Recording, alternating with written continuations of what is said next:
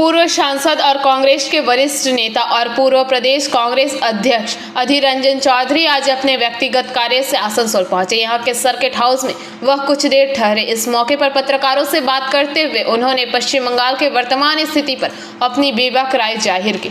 आज भारतीय जनता पार्टी और टीएमसी के बीच कौन बड़ा हिंदू है इसे लेकर प्रतियोगिता चल रहा है। एक तरफ नरेंद्र मोदी राम मंदिर का उद्घाटन कर रहे तो राज्य की मुख्यमंत्री ममता बनर्जी को जगन्नाथ देव जी की मंदिर के प्राण प्रतिष्ठा करनी पड़ी। उन्होंने कहा कि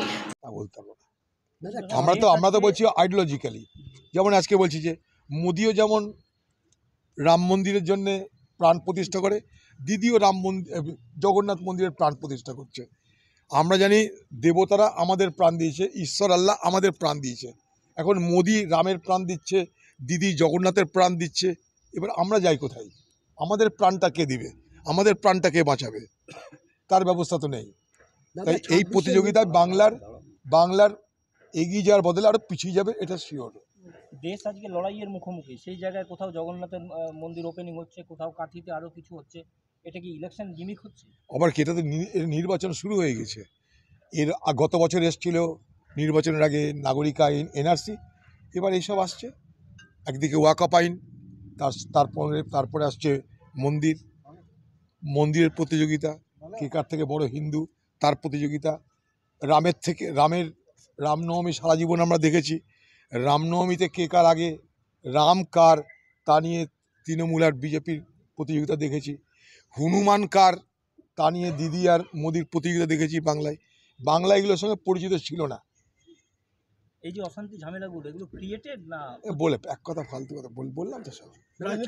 নির্বাচনে কংগ্রেস কি একা লড়বে না কোনো গাঠবন্ধন? ওগুলো সময় আসেনি। রাজনীতি সমীকরণ কি বাংলায় চেঞ্জ হচ্ছে? কিসের রাজনীতি সমীকরণ চেঞ্জ হচ্ছে আমার জানা নাই। এখন একটা বিজেপির নেতা তৃণমূলে জয়েন করতে পারে, বা তৃণমূলের নেতা বিজেপিতে জয়েন করতে নিতে রাজনীতি সমীকরণে কী পরিবর্তন হবে জানি না। বিজেপি তৃণমূলের মধ্যে আদর্শগত কোনো ফারাক তো বিশেষ নেই। একটা শেষ প্রশ্ন, শিল্পাঞ্চলকে আপনি অনেকদিন ধরে ছিলেন, আজকে শিল্পাঞ্চলের যে পরিস্থিতি। आसनसोल से विजू मंडल की रिपोर्ट, पीवीटीवी न्यूज। সঙ্গীত শিল্পী প্রিয়াঙ্কা লাহার উদ্যোগে দুর্গাপুর সিম্ফনি মিউজিক একাডেমির তরফ থেকে দুর্গাপুরের বুকে আবার আসতে চলেছে সুর সংগ্রাম সিজন 2। তরুণ প্রজন্মের জন্য এক দারুণ সুযোগ। যাদের গলায় আছে সুর, মনে আছে গান, তাদের জন্য এই প্ল্যাটফর্ম। নিজেকে প্রমাণ করার এটাই সুযোগ।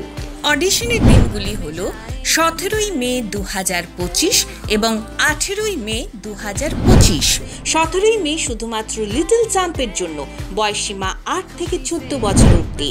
18ই মে 15 বছরের ঊর্ধ্বে। অডিশনের সময় ও স্থান সকাল 9টায়, hotel Astor, city centre, Durgapur 16, Paschim Bardhaman. আমাদের সঙ্গে সত্তর যোগাযোগ করুন এই মোবাইল নম্বরগুলিতে। Mister Amitabh 8918342998, mister Subhajit 7031310560, mister Amit 9635056452। এখানে কোনো প্রবেশ মূল্য লাগছে না, তাড়াতাড়ি যোগাযোগ করুন। সুর সংগ্রাম সিজন 2।